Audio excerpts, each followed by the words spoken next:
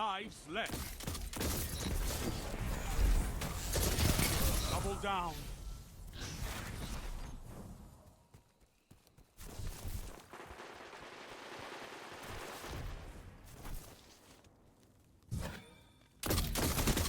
Enemy team is out of lives. Topple them. This is amazing.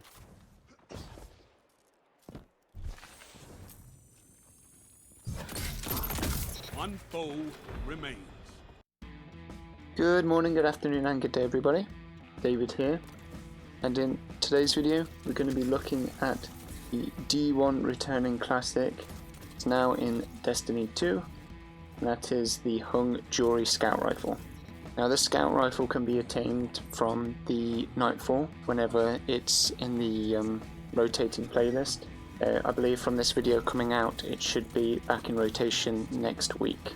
Now, to be completely honest with you, when this weapon is returned to Destiny 2, its archetype, the 180 round per minute scout rifles, aren't in the best place. Now, like I said, this weapon has got a sort of bad reputation when it's come out. I think people are saying it's worse than it actually is. I truly believe any weapon in Destiny can absolutely dominate if used in the right way. So you'll see over the course of this video, I've had games where I get 30, 40, even close to like 50 bomb games just from using the scout rifle in a particular way. So I'm going to cover exactly how you should play when using sort of scout rifles in general. Then we'll cover more specifically the Hung Jury and what perks you should look out for, and then I will also suggest different builds with each class on how to get the most out of this weapon. So this video is going to be more PvP focused, and Hung Jury can be great in PvE with different perks like One for All and Firefly and stuff like that. Like I said, we're going to be covering specifically PvP, and because of that there's really only a handful of perks that you should be looking out for. So things in the second column to look out for are either rapid hit, moving target, heating up, or surplus. They're all fantastic options, and they all boost either the ease of use by boosting like your aim assist or your handling or stability or things like that. Again, they're all fantastic, you can't go wrong with any of them. And in the secondary slot I recommend either explosive payload or box breathing. Again, there's a few others that you could get some use out of, like Firefly and Wellspring and stuff like that, but to make it lethal in the Crucible, I think explosive payload or box breathing are the best two options, and I think box breathing being the better of the two. So my role specifically, I managed to get an absolute god roll from my very first completion of the Nightfall. I was very lucky. But we got extended barrel, boosting our range, help controlling our recoil, so this puts it up to near perfect vertical recoil. Either accurized or steady rounds.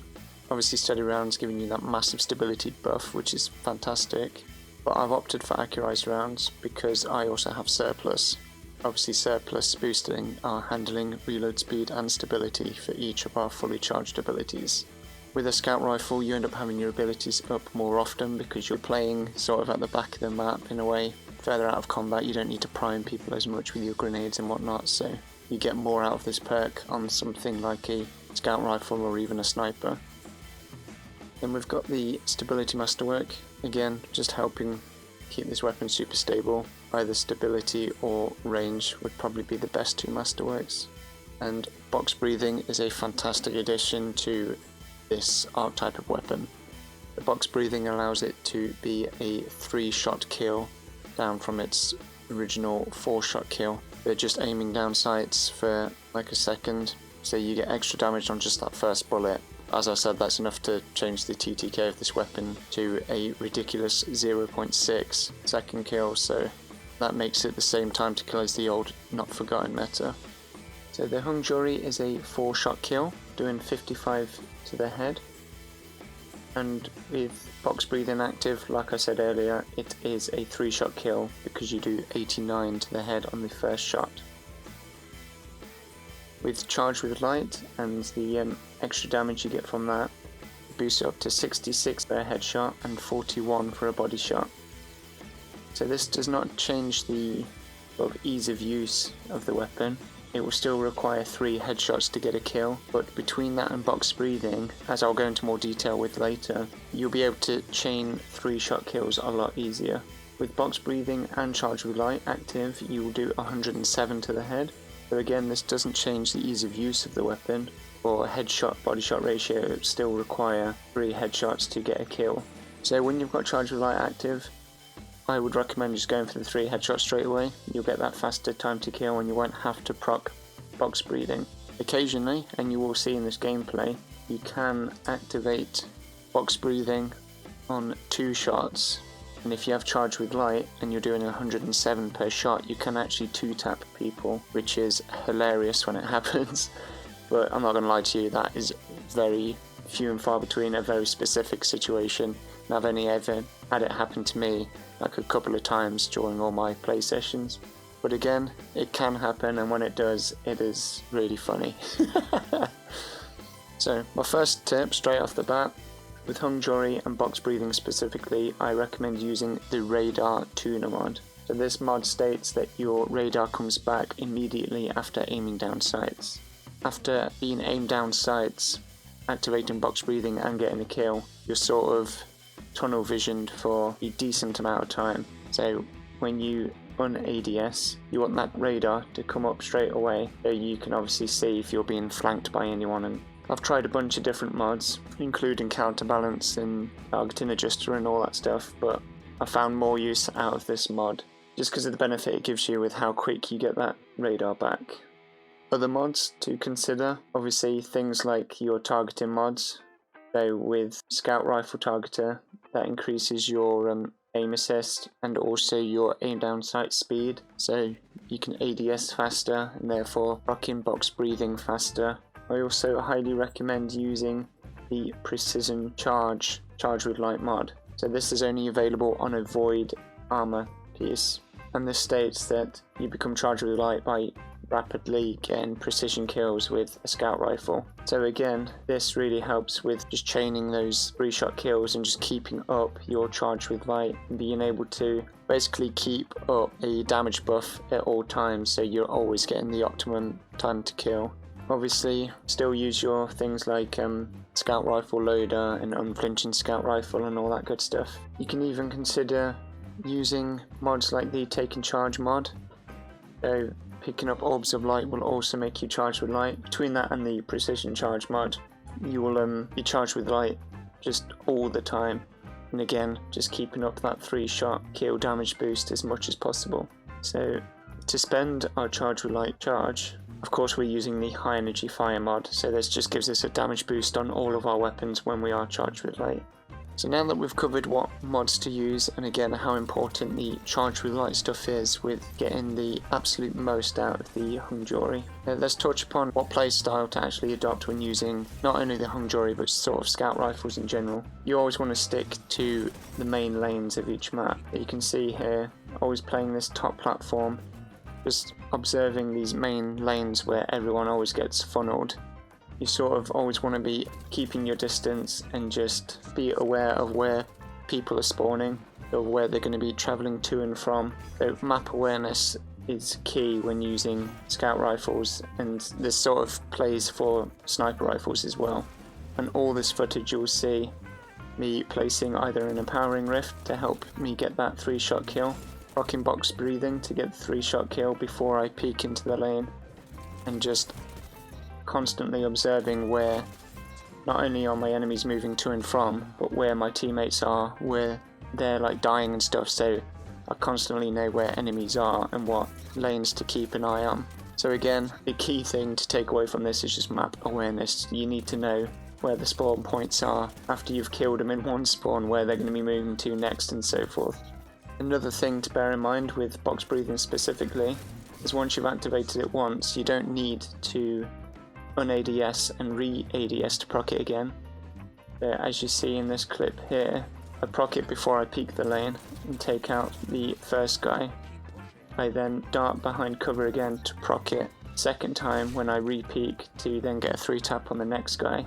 and this is happening in almost every clip across this whole video. Using scout rifles very much like you should use hand cannons, just peek shooting, darting in and out behind cover, proccing box breathing or any other damage boost you may have, whether that's an empowering rift or your charge with light, and just re-peeking, doing big chunks of damage in one shot and then taking cover again. This not only keeps up your uptime of box breathing, but it just keeps you alive in those situations, so you're taking less damage over the course of the battle and doing more damage per shot compared to your enemy. Another huge tip when using sort of scout rifles specifically, but also the 180 archetype, so this applies to 180 hand cannons as well, to be honest. When you don't have the 3-shot damage buff active, these weapons are actually fantastic dueling weapons, as long as you incorporate strafing and just landing your shots. Applying just damage and constant pressure to your enemy makes it so they suffer a lot of flinch from the 180 round per minute weapons. So you want to use that to your advantage. Keep applying pressure, keep strafing. Just forcing them to miss shots is how you win the duels with these weapons. So you'll see a lot in this footage where I'm strafing from left to right using left stick on the controller and the aim stickiness that gives you to constantly land headshots and constantly applying pressure, and because of that I'm able to take out several targets back to back without even having a damage boost active. Another fantastic tip I can give you is when you're ADS to proc box breathing, you want to keep your reticle actually in the middle between two main lanes. So like here, I'm just staring at this like wall, which may look stupid, but because of that I can actually see both the left and the right lanes that come either side of this wall. So then I'm able to spot the hunter that jumps up on the right hand side, and I'm able to 3-tap him straight away. And again, you'll see that all the time during this footage, just keeping an eye out on where the main lanes are, where enemies are going to peek, and just staring at a wall or something between them, so I'm able to keep the biggest field of view I can whilst keeping box breathing active without having to un-ADS and lose that damage boost that I have. These weapons are also fantastic just team firing weapons, so again this applies to scout rifles in general, but if you're playing with your teammates, just applying constant pressure, you can clean up enemy teams, absolutely wipe them out so easily. And again, with something like that precision charge mod, if you're chaining kills back to back, you'll be coming charged with light and therefore getting a damage boost, so then you can start to 3-tap from there and just build momentum. And it happens so often, and it's so fun when it does. I don't think people expect you to be able to just kill them that quickly with a scout. It's not the dead man's tale.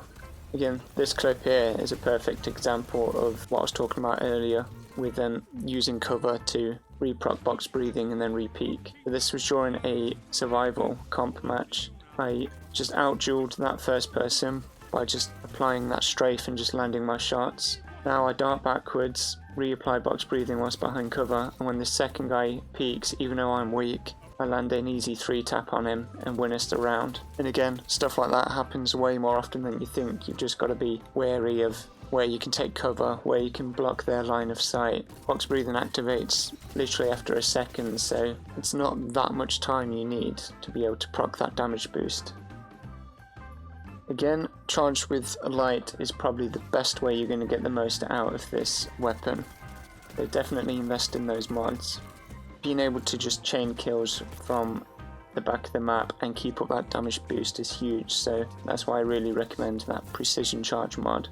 But again, just be wary of where your enemies are, playing your cover, peek shooting, applying strafe to get that sort of aim stickiness and aim assist active, and you'll see during this gameplay just how often not only can I 3-tap people but just out-duel people. This archetype is very consistent, therefore if you just play the right way it can absolutely dominate and you can have a lot of fun using this weapon. Now let's move on to more class specific stuff. So we've touched upon obviously charge with light damage boost and the box breathing damage boost. Another fantastic one straight off the bat is the empowering rift, the Warlock. So again, that will allow you to 3-tap with 3 headshots. Doesn't change the ease of use of the weapon again. I recommend just across the board just always aiming for the head to guarantee those 3-shot kills. when using the Empowering Rift, some tips from where to place it. Place it at the main sort of lanes that people are going to be running into. But you don't just want to place it in the middle of the lane, place it towards the edge so you have cover to take behind. Because it's an Empowering Rift, you obviously won't be healing whilst you're inside it. So always make sure you have quick and easy access to cover, be able to break their line of sight. And again, you can use that downtime to re-proc box breathing if you need that huge damage bullet. With box breathing and Empowering Rift active, you will do 107 per shot. So if they're at like half health, just one of those bullets will clean them up really easily. Now for the Hunter doesn't really have anything specifically to help it boost the time to kill or the damage of the weapon outside of the charged with light stuff. But what the Hunter does have, which is a huge advantage on just the base use of the weapon, is the Knucklehead Radar Exotic Helmet. So this helmet allows you to keep your radar up even whilst you're ADS'd. Now obviously with Hung Jury and with box breathing, you can just stay ADS'd for the entire game if you want to, and always see where enemies are and where they're trying to flank you and so on. Another thing that people seem to forget with the Knucklehead Radar is that if you crouch whilst it's active, you actually get an enhanced radar, so not only does it boost the range, but it actually gives you a more specific location of where your enemy is and exactly how many of them there are as well. So definitely recommend using that helmet if you're struggling with just the radar booster and getting them outflanked constantly whilst you're trying to proc box breathing. Again, another addition for the Warlock, which is fantastic with the Empowering Rift, is the Devour class. So getting a melee kill or even consuming your grenade will proc the Devour effect, which means you not only get your health back when you actually consume your grenade, but also you get your health immediately back after each kill. So this is fantastic for not only sitting in an Empowering Rift and getting your health back from just sitting there getting your 3-shot kills on like a group of people. The more kills you chain, the more damage boost you'll get, but also you'll constantly be getting Devour procced, getting that 10-second cooldown of it after each kill, and just getting your health back to full after each one. You can go on some mad sprees with this, and it's a lot of fun to do. And it also allows you to be more aggressive rather than just hanging out at the back of the map, which is what people sort of get bored of when using scout rifles. But this is a means for you to be able to play a bit more aggressive with it. Exotic wise, the Warlock is a little more limited on things that will boost either Hung Jury specifically like the Knucklehead does for the Hunter, or even things that will boost like your damage past the Empowering Rift. But I found the boots of the Assembler, which are the new Warlock exotic boots this season, were actually a very fun option. So they don't change your time to kill or give you a damage boost specifically, but whilst you're in a rift, you'll create orbs that will boost your teammates' damage. So again, you're sitting in a rift getting your 3-shot kills anyway, hanging out at the back of the map with your teammates, just team firing. This is a fantastic option if that's the sort of playstyle you like. Again, I play a lot more aggressively and enjoy being a lot more aggressive, but this still helps in those situations. If I'm chaining rifts from different lanes and constantly pushing up, I'll just be giving whatever teammates are around me a free damage buff, and not only does that help their time to kill, it will help me in a team fight scenario, so then I can get easy cleanups with the scout and therefore get charged with light easier, and then chain that from there with Devour. So again, it can be a very fun and a very aggressive way of playing. You just have to sort of be aware of when to use your rifts and when your teammates are around you.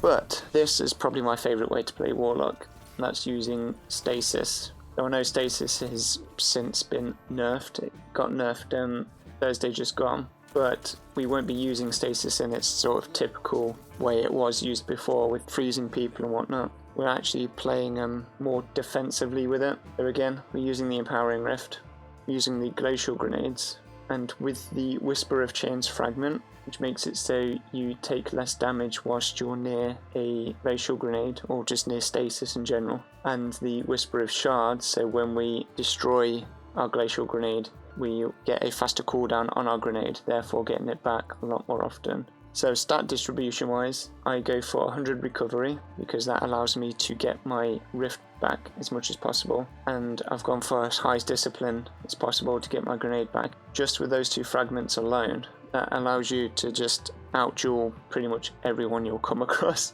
and I'll explain why now. If you're facing a 120 hand cannon with 5 resilience, as you probably know, it will require 2 headshots and a body shot from your enemy to kill you, compared to if you're below 5 resilience, they could kill you with 1 headshot and 2 body shots.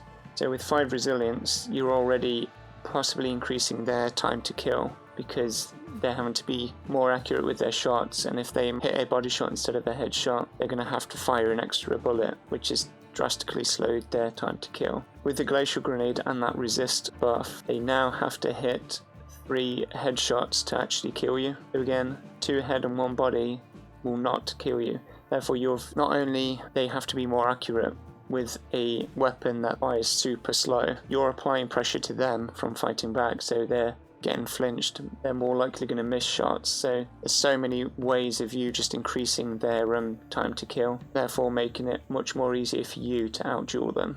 But again, rather than just placing a grenade in the middle of a lane and just standing there, the way I love to play this Warlock is, whilst facing directly at a wall, I'll throw the Glacial grenade up, therefore creating a platform, jump up and proc my Empowering Rift, and therefore can peek the lane from an unusual angle, so they won't expect you to actually be up there. You're also getting your damage boost with your 3 headshot time to kill, and you are taking less damage because you have your resist buff up.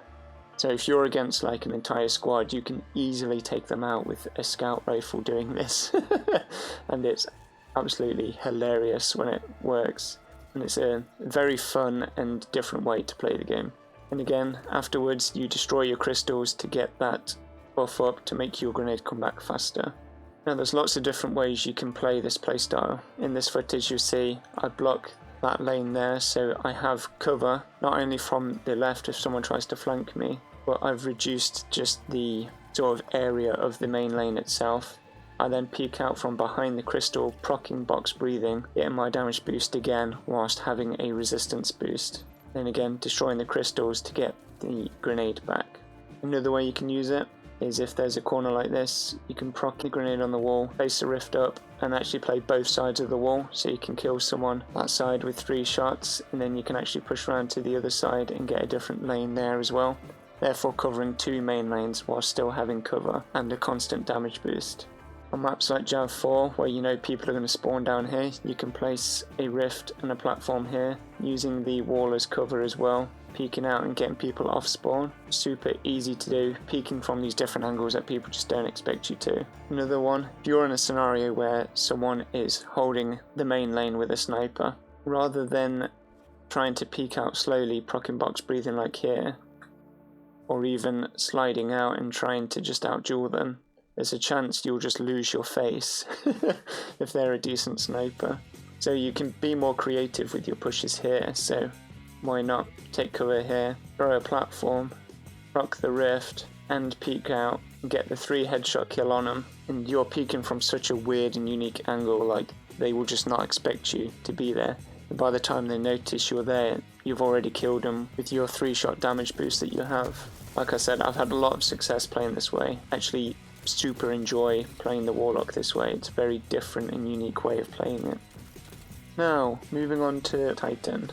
I'm not going to lie to you, this is probably the best way to use the Jury. The Titan has access to so many different damage boosts. You can just be super aggressive with it, and it's a lot of fun to use. So, Inertia Override on the middle tree Striker Titan is fantastic if you're pairing the Hung Jury with a special weapon. So sliding over ammo will give you a damage boost. Again, this makes it so it's a 3-shot kill rather than a 4-shot, and that gives you a 0.6 time to kill, which is just ridiculously fast, just from sliding over ammo. You can use this to slide into lanes, get easy 3-shot kills, and then from there chain things like your charge with light, and you can just keep going from there. Another huge tip for just playing Titan in general is using your Barricade as cover. So again, you can see here just how many enemies are in this main lane.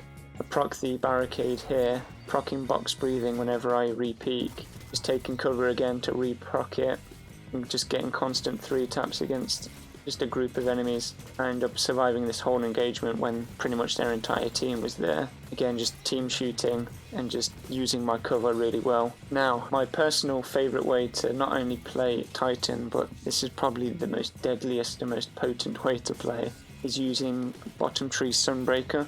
So when you get a ability kill, whether this is with your super or with your grenade or melee, you will create a sunspot. Not only do these sunspots do ridiculous damage when enemies are inside them, but when you pass through it, you also get a damage buff to all of your weapons. You get a kill with your weapon whilst the buff is still on your screen. That will also create a sunspot.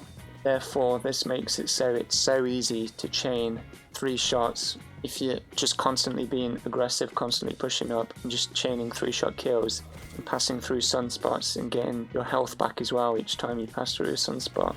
It's ridiculously fun, very deadly, and can absolutely just annihilate your enemies. So all of the grenades will work with this, but I personally prefer the thermite grenade. But the incendiary grenade is probably the second best option because it applies a burn effect. So if you hit your enemies with it and they do take cover, there's a chance they'll just burn out anyway and still create a sunspot for you to go and start being able to chain your damage. So I love pairing this with the Phoenix Cradle exotic leg armor, because this allows your Sun Warrior buff, which is your damage buff. It allows it to last twice as long, so it lasts for 10 seconds. And on the side, it gives any teammates that pass through your sunspots a damage boost as well. 2 headshots with the scout rifle makes it for an easy cleanup with the thermite grenade. That then creates a sunspot. The cooldown doesn't start going down until you leave the sunspot. As soon as you leave, you have a 10-second cooldown. You see here, I just run to where I know the enemy is spawning, heal them, which creates another sunspot. I go into that one, reprog the 10-second buff that I have, get my health back, and again, this cooldown doesn't start going down until you leave. I then leave this sunspot, running back to where I know the enemies are going to be pushing from, where they've just spawned again, get another 3-shot kill, creating another sunspot. And as long as you're killing someone within that 10-second window, you can just keep chaining it forever. It's just ridiculous.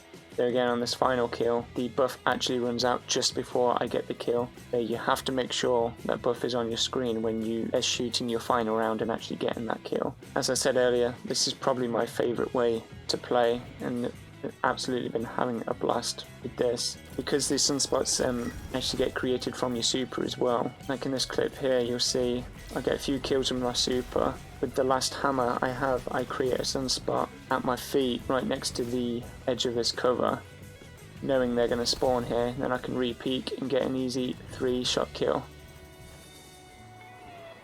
And this happens a lot. You can chain this so easily and it's so successful that, like I said, it's definitely the most deadly way to play and the most aggressive way to play. Again, proccing box breathing whilst you have that damage boost active does push up your damage to 107 per shot. There you can see in this clip here, I actually get charged with light active and get box breathing active here, get 107, and when he re-peaks again his health has not come back, and I've managed to proc box breathing a second time and actually 2-tap him.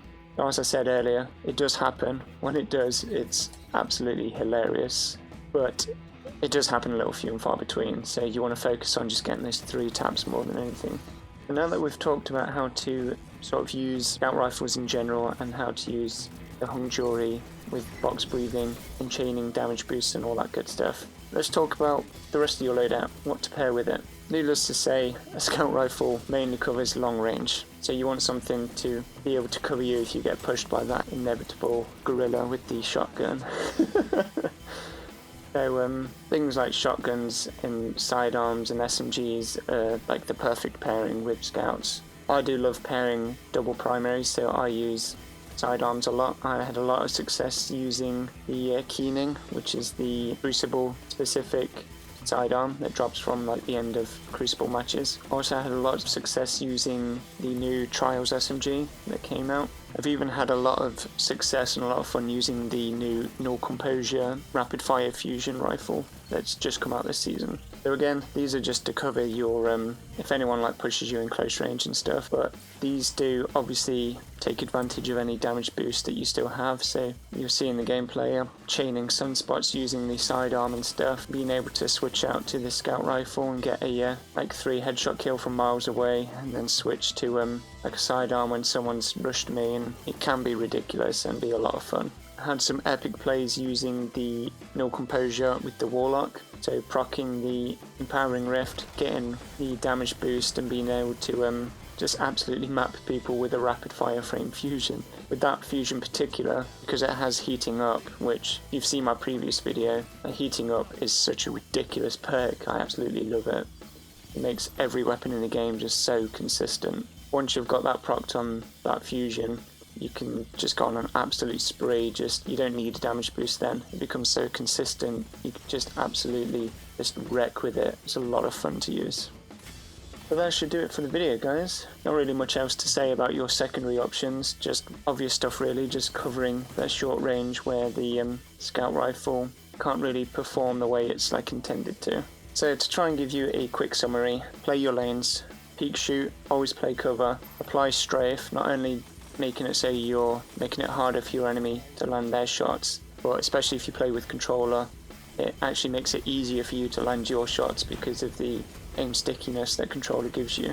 Map awareness is huge. Definitely know main lanes of each map, where people are spawning, where your team is in relation to like the enemies and so on. Just all of those things alone will make you not only deadly with the Hung Jury, but any weapon you decide to use. Like Destiny definitely awards having that knowledge and being able to make crazy plays because of that knowledge.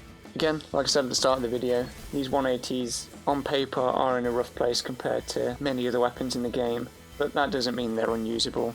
This weapon has definitely got a bad rap since it's come out, but if you play the right way, if you make up your build in the right way, and you take advantage of just the sheer amount of damage buffs that the game gives you, you can go on absolute sprees with this weapon, and it's a lot of fun to use. I've absolutely loved using it since it's come out, and it's different. Using things that are different always keeps the game fresh. So hopefully you've enjoyed the video, guys. Hopefully you've learnt something. Let me know down in the comments below what Hung Jury role you've either got or what you're after. Again, this was more PvP focused, but the Hung Jury is a lot of fun to use in PvE as well. I've been using it for the higher tier Nightfalls and stuff and having a lot of fun with it. If you have enjoyed the video, a like is very much appreciated, and if you've enjoyed the content and feel like you have learnt a lot, please feel free to subscribe. I do a lot of weapon breakdowns and a lot of tip videos and guide videos and so on, so hopefully you'll learn something from all of them too. If you've enjoyed the gameplay, I do stream over on Facebook. I stream every Tuesday, Thursday and Saturday. Links to all that stuff will be down in the description box below. Until next time, my friends, stay safe, keep up the grind, and I shall see you all very soon indeed. Bye-bye! Well fought, Hunter.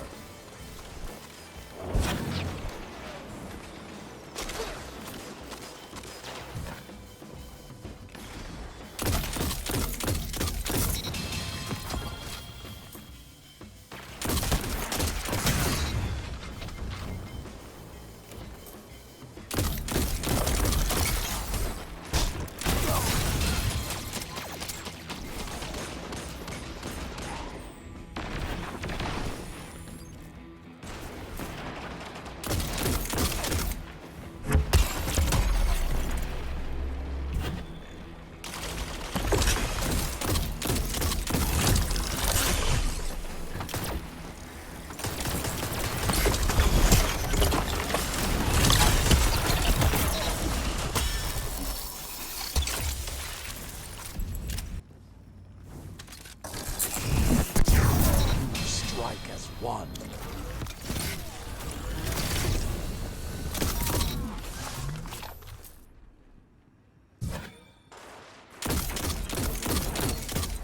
Warlocks treat battle like arithmetic. You're very good at arithmetic.